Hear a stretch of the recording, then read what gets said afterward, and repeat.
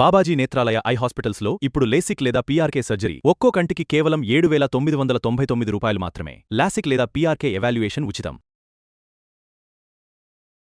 నమస్తే రమగారు. నమస్తే జయ. రమగారు, ఒక ఏజ్ వచ్చినాక విమెన్లో ఆడవాళ్ళలో ఎక్కువగా కొంచెం దగ్గిన తుమ్మిన యూరిన్ పడిపోతూ ఉంటుందండి. భలే ఇబ్బందిగా ఫీల్ అవుతారు. బయటికి వెళ్ళినప్పుడు తుమ్మాలన్నా దగ్గాలన్నా చాలా ఇబ్బంది అనిపిస్తుందండి వాళ్ళకి.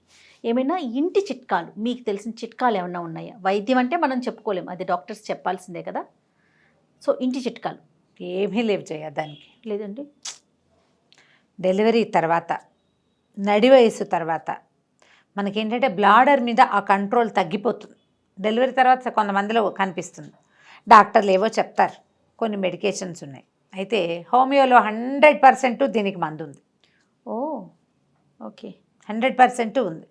నేను ఎందుకంటే కొన్ని కేసులు నేను మా ఇంట్లో క్యూర్ అయినవి చూశాను కాబట్టి అంత ఖచ్చితంగా చెప్తాను. నేను అడుగుతాను ఇవన్నీ, ఇలాంటిది ఉంది ఒక డిస్కషను, దీనికి మందు ఉందా అంటే 100% ఏ హోమియో డాక్టర్ దగ్గరికి వెళ్ళినా ఈ సమస్య పెద్దవాళ్లలో కూడా తీరుతుంది. ఓ గ్రేట్.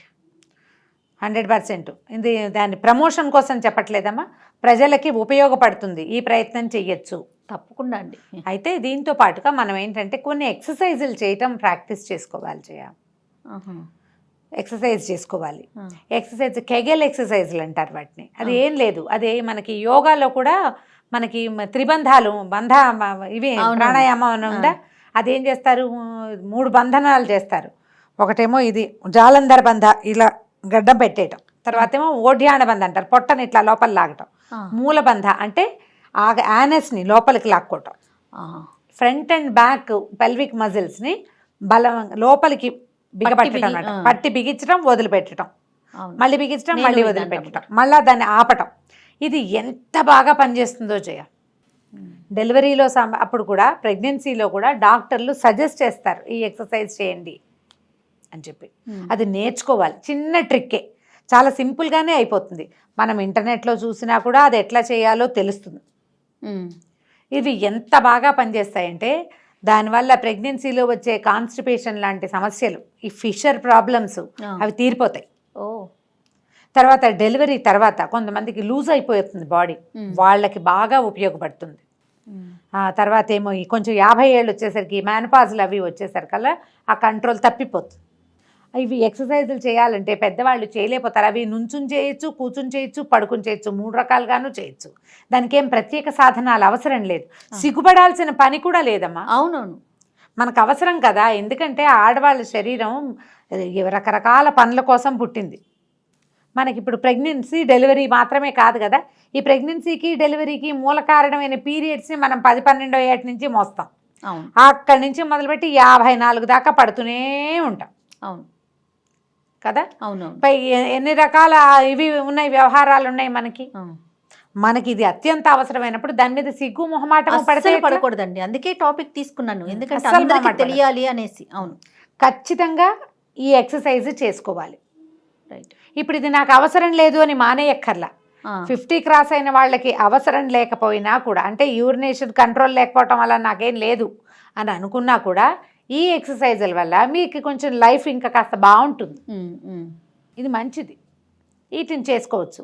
ఇది చేయడానికి ఏ పెద్ద కష్టాలు చెప్పాక ఇన్స్ట్రుమెంట్స్, ప్రత్యేకమైన డ్రెస్సు, వస్త్రధారణ ఏం అక్కర్లా. మనం ఎలా ఉన్నామో అలాగే కూర్చొని నుంచొని పడుకొని చేసుకోవచ్చు. ఇది చేయటం వల్ల ఏమవుతుందంటే మనకు కూడా కొంత కంట్రోల్ వస్తుంది లోపల, దానివల్ల ఇబ్బంది ఉండదు. అయితే ఇంకొంతమంది ఉంటారు పెద్దవాళ్ళు, వీళ్ళకి బట్టలు యూరిన్ పడిపోతుంది, ఇబ్బంది పడి ఎక్కడికి వెళ్ళరు. అవును.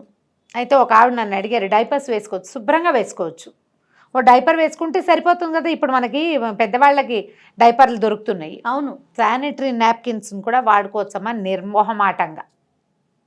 మీరు ఆ బాత్రూమ్కి వెళ్ళే లోపల అది మిమ్మల్ని కాపాడుతుంది కదా. మీకు చీరలు పాడవవు, మొహమాట వస్తుంది, నలుగురిలో సిగ్గుగా ఉంటుంది, చిన్నతనం, దించుకుపోయిన ఫీలింగు, వెనకబడిపోయిన భావన కదా రమ్మగారు, ఒకలాంటి షై ఫీల్. ఆ ఫీలింగ్స్ ఏం పెట్టుకోవద్దు. ఎవరైనా సరే చక్కగా దీన్ని వాడుకోవచ్చు. అంటే బెడ్ రిడన్ వాళ్ళకే డైపర్లు అని అనుకోవద్దు. మామూలుగా ఉండే వాళ్ళకు కూడా ఇలా సడన్గా కొంచెం యూరిన్ లీక్ అయ్యే ప్రాబ్లం ఉన్న వాళ్ళు ఈ ఎక్సర్సైజులు చేస్తూనే బయటికి వెళ్ళినప్పుడు నాప్కిన్స్ని కానీ లేకపోతే డైపర్స్ని కానీ హాయిగా వాడుకోండి నిర్మోహమాటంగా. టెక్నాలజీని వాడుకోవటమేనండి. ఇప్పుడు మనకి బోల్డ్ అవకాశాలు వచ్చినాయి, వాటిని వాడుకోండి. పిల్లలు చెప్పినా కొంతమంది పెద్దవాళ్ళు వినరు, ఏమిటో సిగ్గుపడతారు. మీరు లోపల ఏం వేసుకున్నారు ఎవరు అడుగుతారమ్మా, అంతే కదా చాదస్తం రమగారు. కాకపోతే. ఇప్పుడు వెళ్ళటం మానే కన్నా ఉన్నదాన్ని వాడుకుంటే ఇప్పుడు హ్యాపీగా దేవాలయాలకు పాపం దేవాలయాలకు తిరగాలి, యాత్రలకు వెళ్ళాలి. ఈ సమస్యతోటి పాపం ఎక్కడికి వెళ్ళిపోయి ఇదో పెద్ద ప్రాబ్లం కాదు, అయినా కూడా ప్రాబ్లమ్. అయినా కూడా ప్రాబ్లమే పాపం. ఆ ప్రాబ్లం తోటి గుళ్ళల్లోకి వెళ్ళరు, ఎవరిళ్ళకి పెళ్ళిళ్ళకి వెళ్ళడానికి సిగ్గుపడతారు. దేవాలయానికి వెళ్తే అమ్మో దేవాలయాన్ని అపవిత్రం అయిపోతుంది, ఈ భయం ఉంటుంది. అవునవును. అప్పుడు హాయిగా డైపర్ వాడుకోండి, ఏం మొహమాట పడద్దు. ఈ ఎక్సర్సైజుల్ని పిల్లలు ఎవరైనా సరే మీ ఇంట్లో పెద్దవాళ్ళకి, అక్కయ్యలకు కానీ మగవాళ్ళకి కూడా వస్తాయి ఇవి. అవునా? మగవాళ్ళకి కూడా వస్తుంది, వాళ్ళ సమస్యలు వేరు. మనం ఇది ఆడవాళ్ళ కోసమే చెప్తున్నాం. ఈ కేగల్ ఎక్సర్సైజుల్ని బయటికి తీసి అమ్మకో, అమ్మమ్మకో, పెద్దమ్మకో, అత్తయ్యకో నేర్పించండి. ష్యూర్. చూపించండి. వాళ్ళతో పాటు మీరు కూడా చేసుకుంటే రేపు పొద్దున ఇలాంటి సమస్య ఇదని తెలుసు కదా మనకి. వాట్ ఈజ్ వాట్ అనేది మనకు అర్థమైతే అంతే కదా. అవునండి. దీనికి ఇది ప్రతిక్రియ అనేది మనకి తెలిసి ఉండాలి. సొల్యూషన్ అనేది తెలిసిపోతే దాన్ని చేసుకుంటే అయిపోతుంది. చేసుకుంటాం. ఏ వయసు వాళ్ళైనా ఇవి చేయొచ్చు. ఓకే, బాగుందండి. చక్కగా చేయొచ్చు, చాలా బాగా యూజ్ అవుతాయి. ఎంత క్విక్గా డిఫరెన్స్ వచ్చేస్తుందో ఒక 4-5 రోజులకే మీలో తేడా మీకే తెలుస్తుంది. తప్పకుండా. దాంతో పాటుగా మీకు కొంచెం సివియర్ ప్రాబ్లం కనుక ఉంటే తప్పకుండా ఒక డాక్టర్ సహాయం తీసుకోండి. ఇంగ్లీష్లో మెడిసిన్స్ ఏమి ఉండవమ్మా, దానికి ఎక్సర్సైజ్ చెప్తారు గ్యారెంటీగా. గైనకాలజిస్ట్ దగ్గరికి వెళ్ళామనుకో, అప్పుడు వాళ్ళు ఫలానా ఎక్సర్సైజ్ చేయండి అమ్మా అని చెప్తారు. మెడిసిన్ కూడా కావాలి అంటే మనం హోమియో డాక్టర్ని కన్సల్ట్ చేయండి, తప్పకుండా ఆ సమస్య తీరిపోతుంది.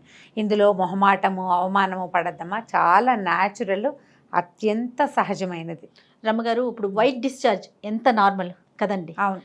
బ్లీడింగ్ మామూలుగా పీరియడ్స్, బ్లీడింగ్ నార్మల్. అట్లానే తుమ్మిన యూరిన్ పాస్ అవటం కూడా అంతే నార్మల్ కింద తీసుకుంటే పెద్ద సమస్యగా అనిపించదు. పొట్ట మీద ప్రెషర్ పడంగానే మనకి ఇలా యూరిన్ పాస్ అవటం. పెద్దవాళ్ళు ఎంత నలిగిపోతారనండి, చెప్పుకోలేక సిగ్గుతోటి. పిల్లలతో చెప్పుకోలేరు, పోనీ కోడళ్ళుంటే ఎవరికి షేర్ చేయలేక, మీరు అన్నట్లు బయటికి వెళ్ళలేక భలే ఇబ్బంది పడతారండి. అవును. కానీ ఈ వీడియో ఒక సమాధానంగా ఉంటే బాగుంటుంది నాకు. ముందు అందరికీ పాస్ ఆన్ చేసుకోండి, చేయండి. దీన్ని బాగా అటు ఇటు పంపిస్తే స్ప్రెడ్ చేశారంటే మీకు వాళ్ళకి మీకు చెప్పక్కర్లేకుండానే వాళ్ళే ఆలోచన తెలుసుకుంటారు.